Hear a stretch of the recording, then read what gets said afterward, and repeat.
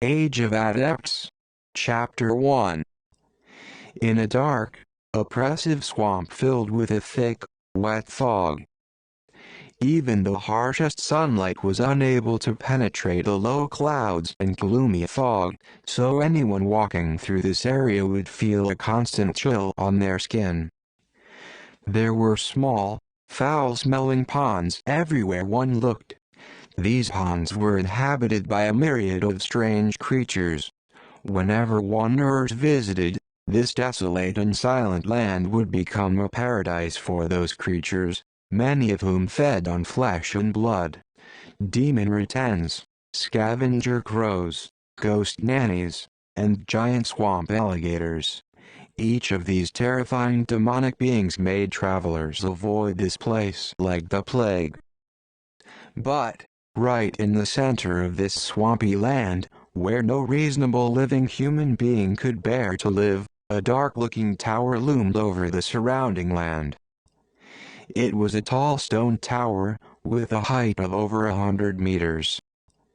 Its foundation was made entirely of augite, so when the darkness of night came, the entire tower would radiate a chilly and silent glow, making it especially attractive to evil spirits and wraiths. Maybe it was because of a lack of basic maintenance and care, but the lower part of the tower was completely entwined with the crazily growing vines of a demon rattan, making its surface look like it was filled with wooden spikes that shine like metal. If any ordinary man became entangled in these vines, all the blood in his body would be sucked out. Eventually, his corpse would join the others in the huge pile of bones lining the base of the tower. The sky darkened with the coming night. A candle was lit inside the tower. Dim candlelight leaked through the narrow window in the side of the tower. Not only did its light not bring any warmth, but, instead, would send a shivering sensation crawling down one's spine and through their heart. Grimm, who had just turned 15, was sitting in front of a worn-out wooden table. There was a thick magic book unfolded in front of him, which he was silently making a copy of. Although he had arrived in this world 2 years ago, the discomfort of his soul still gave him frequent headaches. His mind was distracted, the scenes of what happened back on Earth continually flashing through his eyes. In his distraction, the tip of his writing brush paused for a moment, causing a big lump of ink to well up on the crude goat skin. Damn it! I failed again. Grimm's brows knitted into a tight frown. He couldn't control himself and clenched his fists. He wanted to scream out in anger, but he took a deep breath and held still for a while. After a long time, he finally managed to suppress the urge. This world was no longer the Earth that he was familiar with, and the body he was now inhabiting was not his original body either. It once belonged to an apprentice adept, whose name was Grimm. In brief, he was just a wandering soul, who managed to take over this body right at the moment when the original Grimm died. Retaining nothing from his original life, he traveled from Earth, where magic didn't exist, and came to this world of advanced magic, where foul demons and nonsensical creatures freely roamed. This world was a place where adepts stood at the top. The process of adapting overwhelmed Li Zuan, such that he almost ended it all right there, but luckily, after merging the memory fragments that left in this body, Li Zuan had gained a basic linguistic ability. Otherwise, just with the weird pronunciations and grammar in this world, along with the completely different alphabet, which looked like swimming tadpoles, would be enough to torture him to death. Even so, the headache that frequently struck him troubled him deeply. In this place, he never dared to expose his real identity. He could only use Grimm's name, trying his best to struggle to survival in this tall tower, Although he was simply an apprentice adept living under Great Master Anderson, his glorious status would draw envy from most people living in this world. However, only those people who actually lived in this tall tower would know that not only was this not an enviable position to be in, but could actually be considered a terrifying form of torture and punishment. An apprentice adept's basic job was to work diligently and conscientiously, taking care of the daily life of their great master, in this case, Great Master Anderson. They were also in charge of cleaning up the magic experiment equipment, keeping the inside of the tower clean, taking care of those demon creatures outside of the tower, and being a part of Great Master Anderson's experiments. Although the last job was rare, when the wagons that brought slaves or condemned prisoners were a few days late, Great Master Anderson, who easily became frustrated when there was a lack of beings to experiment on, would order a random apprentice to become his temporary lab rat. It was said that Mary, who came from Anti Province and lived next to Grimm, was fortunate to become the experimental partner for Great Master Anderson last month. She didn't die from the magic experiment, although her body was seriously contaminated, and she had some horrifying mutation now. Since she came out from the laboratory, wearing a thick cloak which covered her entire body, she had just hidden in her room and never left. Many apprentice adepts thought that Mary might have died in her room. But Grimm knew the truth. Mary was still alive. At night, in the unnatural stillness of that tower, he could hear the sounds of agonized groans scratching against the wall. Because of that, while everyone else was asleep, he would throw some food, which he had snuck back to his room, into her room through those tiny windows on the tower. Although Grimm had his own problems to deal with, he still had some compassion inside him, from his time back on Earth, so he felt he should try to help Mary, as best he knew how. Today, the headache came at the wrong time. It chose to strike him right when he was making a copy of the book. He was low on money, yet he had wasted another piece of goatskin paper. Although it was just a crumpled and crude goatskin paper, it was worth about 2 silver coins.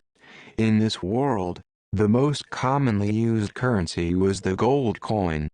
A gold coin could be exchanged for 10 silver coins, and a silver coin could be exchanged for 10 copper coins. 5 copper coins was about how much money most people in this world made a day. Hence, for most, an ordinary-looking piece of goatskin paper was considered a huge fortune. But in this place, it was just rubbish that an apprentice adept could simply throw away. However, within the tall adept tower, nothing was ever truly free. Grimm was required to pay for room, food, and board, along with the cost of learning with his own efforts. The only ways to earn money required one to walk out from the tall adept tower, and either feed those brutal and ferocious demon creatures, take care of those eerie and strange demon plants, or searching out and harvesting the magic materials specified by Great Master Anderson. One could also earn money by cleaning out some of the dangerous areas within the tower. When carrying out these tasks, they would put on the magic talismans made by the great adept himself, which would allow them safe passage through the magic formation around the tower. But in this mysterious and strange world, no mere talisman could allow one to consider themselves absolutely safe. Every couple of months there was always an incident where a few unfortunate guys would be devoured by demon creatures or plants when taking care of them. Sometimes people were struck down by magical energy while cleaning up some experiment of the great adept. Therefore, most of the time the safer tasks would be taken by senior apprentice adepts, and, as a result, the weaker apprentice adepts could only pick more dangerous tasks to earn their money and knowledge points so they could continue their magic training. Money was, of course, used to buy one's daily needs, while knowledge points were used in buying knowledge. It was a currency system created by the great adept himself. In the library within the tower, each magic book was labeled with different knowledge point values. Borrowing books would require knowledge points, not money. The apprentices had to work hard to earn knowledge points, but those hard-earned points would only allow them to borrow the book for a very short amount of time. The time was so short that it was totally not enough for an apprentice to master all the knowledge within the book. Therefore, most of the apprentices had made a habit of copying the books themselves. Whenever they borrowed a magic book, the apprentice would put all their efforts into copying the knowledge they needed, so they could continue to study in future. Copying books required ink and goatskin paper. Obviously, these were not free either, and thus the apprentice adepts needed even more money. Of course, if an apprentice adept came from a rich family, then they could spend a huge amount of money in exchange for a knowledge point. The exchange rate between them was 1 knowledge point cost 100 gold coins. For example, the Glossary of Demon Creatures, which Grimm had borrowed today, had cost him 3 knowledge points. He could only borrow it for half a day. With Grimm's copying speed, based on his best estimation, he would have to borrow it 3 times in order to make a complete copy of this book. This would cost him a total of 9 knowledge points. Grimm would have to leave the tower 2 weeks in a row in order to earn these 9 knowledge points. So he didn't feel even the slightest bit upset for wasting a piece of goatskin paper, but he was furious that he had wasted 2 hours of his precious time of copying the book. Grimm took another deep breath, and did his best to stamp out his anger, as doing so would help his book copying later. However, in the next moment, a familiar beeping sound suddenly resounded in his brain. Beep asterisk, biological energy has reached the required amount. Biological assistance chip, serial number ZXJ9521 initiating. Grimm let out a cry of surprise. Biological assistance chip. Once upon a time, during the tough time when he had just arrived in this new world, Grimm had indulged himself in fantasies where he became a mighty immortal who traveled to a new world with a divine weapon. But too bad for him, besides giving him a frequent migraines, the damn chip had never shown any signs of activating. Surprise, surprise, it had finally decided to work today. After the chip finished adjusting to its new state, a graceful yet emotionless female voice resounded in Grimm's brain. Host detected, establishing database, please wait. It could still identify his new body? That was unexpected. After all, this was a world of advanced magic. The entire dimension was filled with a mystical material called elementium. Based on the differences in these basic elements, these elementium were classified into types, like earth, fire, wind, light, darkness, etc. Adepts would have differing levels of affinity toward these elemental types, and thus there were different fractions among adepts.